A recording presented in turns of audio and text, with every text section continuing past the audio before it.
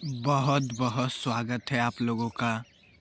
चलिए आज हम देखते हैं future continuous tense. Future continuous tense Hindi वाक्य में यदि रहेगा तो हम कैसे पहचानेंगे। हिंदी वाक्य के अंत में इसकी पहचान होती है। हिंदी वाक्य के अंत में रहा होगा, रही होगी या रहे होंगे, ऐसा कोई शब्द आएगा तब वहाँ पे फ्यूचर कंटीन्यूअस टेंस होगा। आप उसका subject, helping verb, main verb लगाकर ट्रांसलेशन कर देंगे। जैसे हिंदी वाक्य देखिए, वह बाजार जा रहा होगा। यह एक हिंदी वाक्य है। अंत में रहा होगा मतलब कि फ्यूचर कंटीन्यूअस टेंस है। दूसरे सेंटेंस से आपको और अच्छा समझ में आएगा। सीता खाना क्यों बना रही होगी, इसके भी अंत में रही होगी है, मतलब फ्यूचर कंटीन्यूअस टेंस है। तीसरा सेंटेंस देख लीजिए, सुरेश मैदान में क्रिकेट खेल रहा होगा, इसके भी अंत में रहा होगा है, मतलब फ्यूचर कंटीन्यूअस टेंस। आज हम इस वीडियो में बात करने वाले हैं सेकेंड टाइप इंट्रोगेटिव सेंटेंस की। मतलब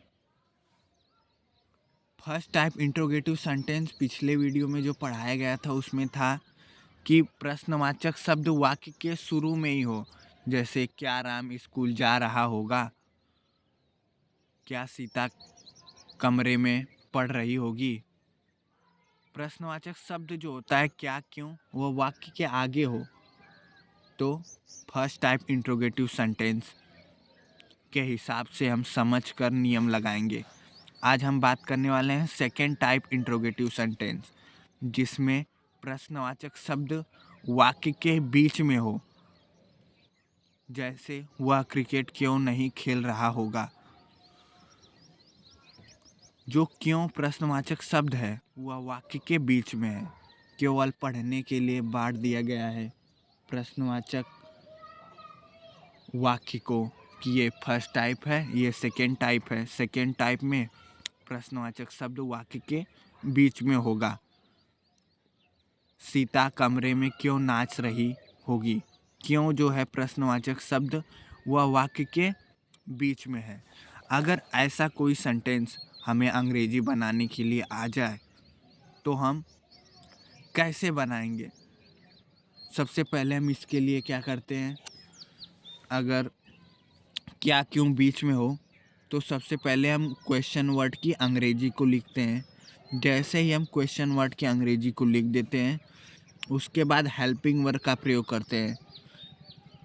उस टेंस की हेल्पिंग वर्ब का प्रयोग करते हैं। जैसे फ्यूचर कंटिन्यूअस का हेल्पिंग वर्ब क्या है, शैल, विल।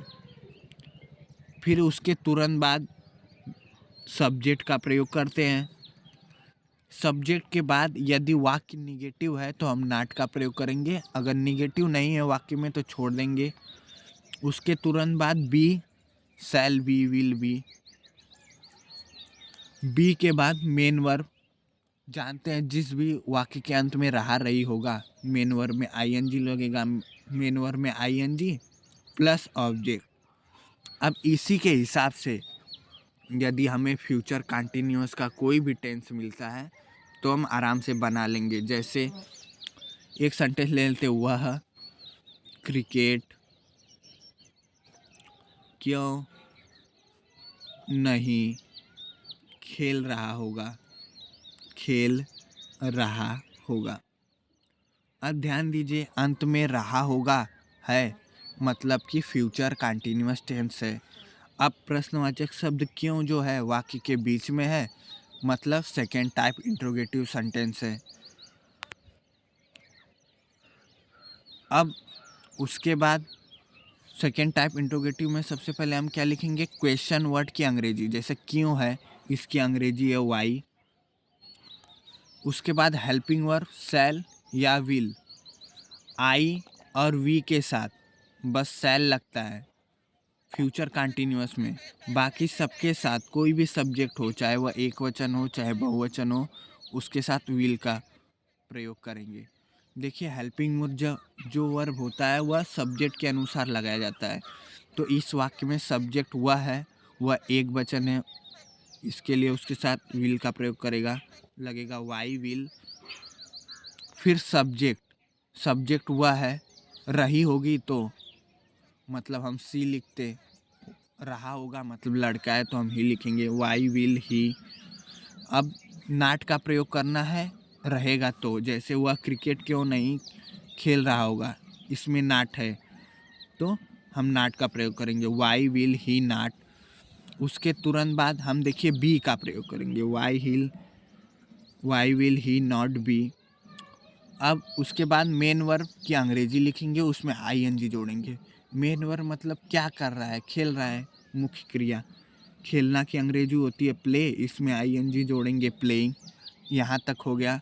अब ऑब्जेक्ट क्या खेल रहा है, क्रिकेट। कौन सा काम कर रहा है, क्रिकेट खेलने का, प्लेइंग क्रिकेट क्वेश्चन मार्क। तो ये हो गई अंग्रेजी तैयार। यदि आपको फ्यूचर कंटिन्यूअस टेंस की पहचान पता रहेगा और नियम पता रहेगा तो धीरे धीरे करके आप आसानी से बना लेंगे। जैसे why will he not be playing cricket question mark. धन्यवाद।